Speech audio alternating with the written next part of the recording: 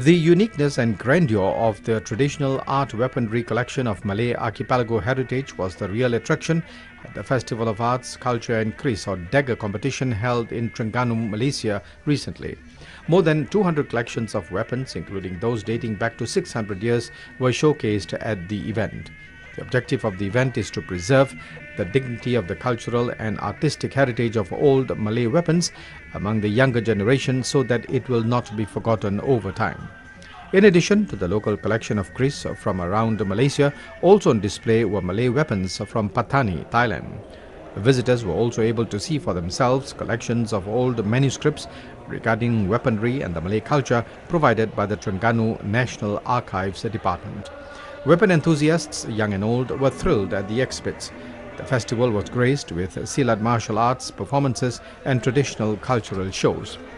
Muhammad Sabri Zakaria, Tourism Director, Terengganu, said many came to buy handicraft weapons, daggers at the festival.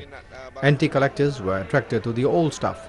They also bought old manuscripts reproduced by the Terengganu State Archives. Meanwhile, the competition had 12 different categories which attracted many participants. A person who wins in the highest number of categories emerges the overall winner in the individual event. When it is known that a kris has won a competition, its market value increases, bringing a higher price for the owner if he is willing to part with the weapon. Depending on the quality and historical value of the kris, it can fetch thousands of dollars or more. The kris literally means to slice, famous for its distinctive wavy blade, although many have straight blades as well. Commonly associated with Indonesian Javanese culture, the kris is also indigenous to Malaysia, Thailand, Brunei and Singapore. It is known as kalis in the southern Philippines. A kris can be divided into three parts: blade, hilt and sheath.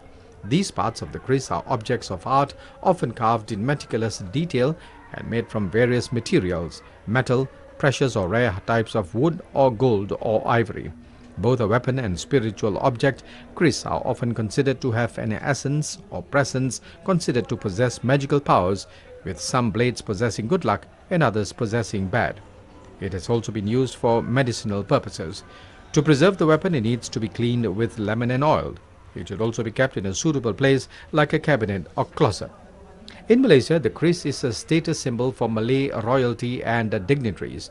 The coastal state of Kelantan is known to be rich in its history about the ancient weapon and is believed to have the most number of quality kris in the country.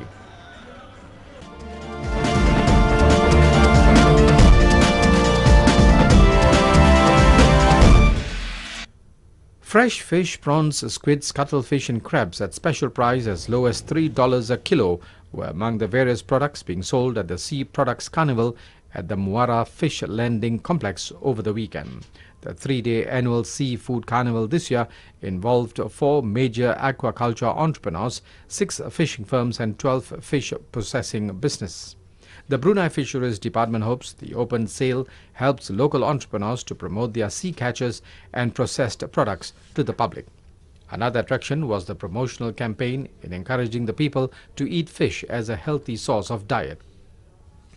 Visitors can also get their supply of crackers, shrimp paste and dried fish, which are sold at reasonable prices at the carnival.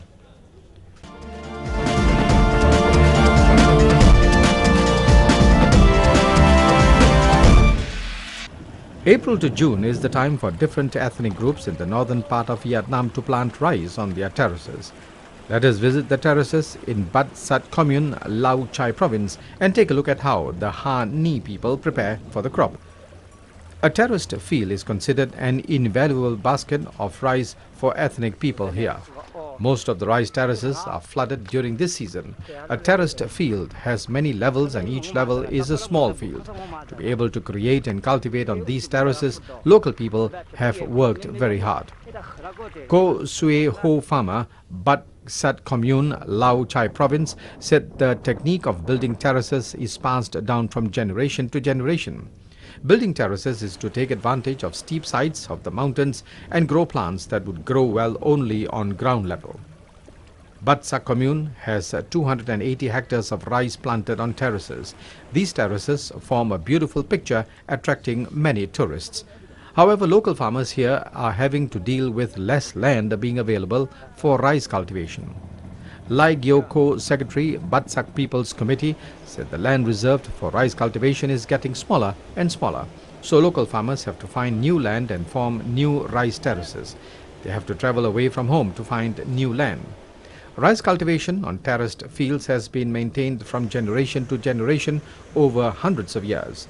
Each terraced field creates a beautiful picture on the hillside. Tourism might be a future option to raise the living standards for local people besides rice cultivation.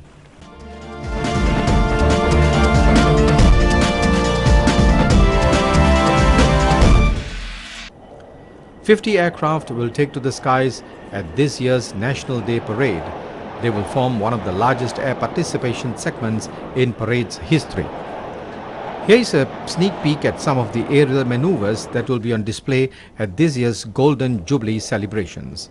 For the first time, Singaporeans will get to see 20 fighter jets form the number 50. It's part of the RSAF Black Knights Salute to Nation, which will be rounded off with an aerial bomb burst. This aerial maneuver's biggest difficulty is the close proximity of the jets, which fly about 2 wingspans apart from each other. Training has been stepped up since May to perfect the display. Here, LTC Chan Ching Hao, flight lead, tells more. As a flight lead, it's important for me to fly and make the speed changes as predictable as possible, because we're flying at 600 kilometers per hour, and even 1 or 2 kilometers per hour difference makes a big difference to the person who's flying in the back row. So the ripple effect, I have to minimize it as much as possible. To remember the late founding Prime Minister Lee Kuan Yew, a 5-star tribute aerial flypast will be executed to signify Singapore's ideals of democracy, peace, progress, justice and equality. And the traditional flypast of the state flag will take place during the national anthem. This year's air participation segment features the largest and most extensive aircraft to take part in the National Day Parade at the Padang. The 50 aircraft comprise fighter jets, helicopters and transport aircraft. Colonel Francis Ngui, Chairman, Air Participation National Day Parade 2015, explains further. Tremendous efforts have been taken to ensure that our air participation segment is conducted safely. And these efforts include a rigorous pilot training program, careful aircraft selection, and a comprehensive survey of the routes that all our aircraft are taking. It's a challenge to have to coordinate 50 aircraft within Singapore's tight airspace, which is why only the most experienced pilots were chosen. In addition, there was also a lot of coordination between various agencies and the Civil Aviation Authority of Singapore to drill down the work processes. When the parade was last held at the Padang in 2010, 20 aircraft in total took part in the aerial display segment.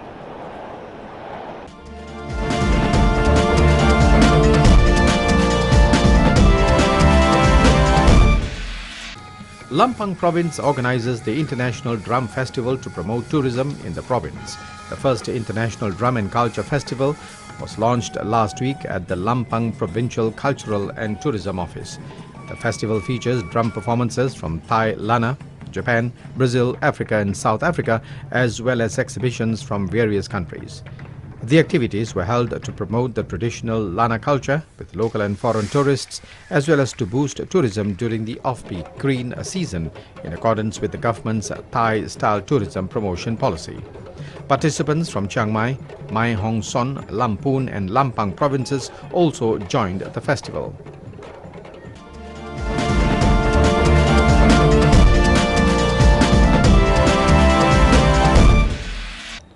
Thai people in different parts of the country were happy to see the rare smiling moon phenomena recently.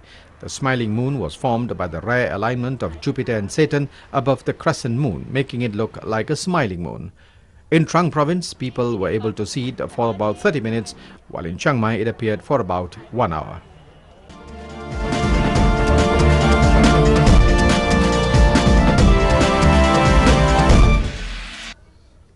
Four Southeast Asian countries plan to work together in a bid to reduce economic disparity in the region of the Association of Southeast Asian Nations, or ASEAN. ASEAN's 10 member countries are scheduled to launch an economic community later this year, creating a huge market with over 600 million consumers. But they need to address the disparity between developed economies such as Singapore and the developing ones, which are Myanmar, Cambodia, Laos and Vietnam. The leaders of the four countries met in Myanmar's capital, Nay Pyi Taw, to discuss ways to address the gap. Myanmar's President Thein Sein gave the opening speech, applauding efforts to increase trade in preparation for the economic community. He urged even closer cooperation among the four countries. The leaders called for more in-depth coordination in order to make the best use of economic corridors and to facilitate cross-border movement of goods. They agreed to cooperate in trade, tourism, agriculture and other fields. In a joint statement issued after the meeting, the leaders expressed gratitude to Japan for supporting the development of infrastructure, including the economic corridors.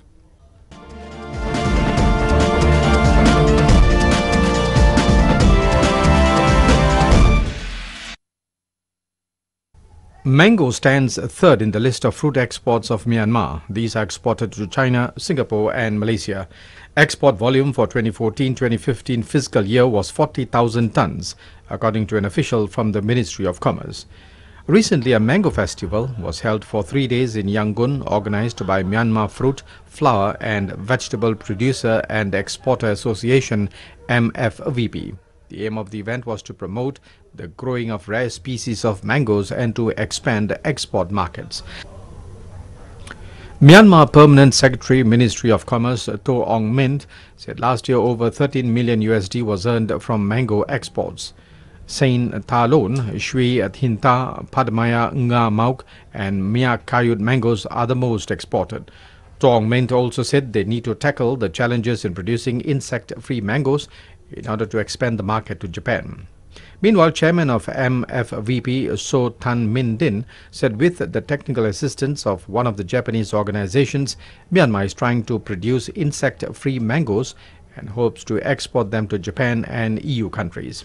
168 mango species were displayed by growers and exporters in the festival. Exporter Aung Ko U said he plants and exports Shu Hin Ta mango, Padmaya Nga Mauk mango, Shon Ta Lon mango and Yin Kwal mango. He said he does not encounter any problems exporting to China. One just needs to control the quality and pack well. Aung have good mango species plants and he puts fertilizers regularly. He said they get 1,600 yuan of 1 ton of Shon Ta Lon mango. Fruit bearing time is late this year and export volume may be lower than the last fiscal year, but high confidence of Myanmar mangoes as a potential products for export remains.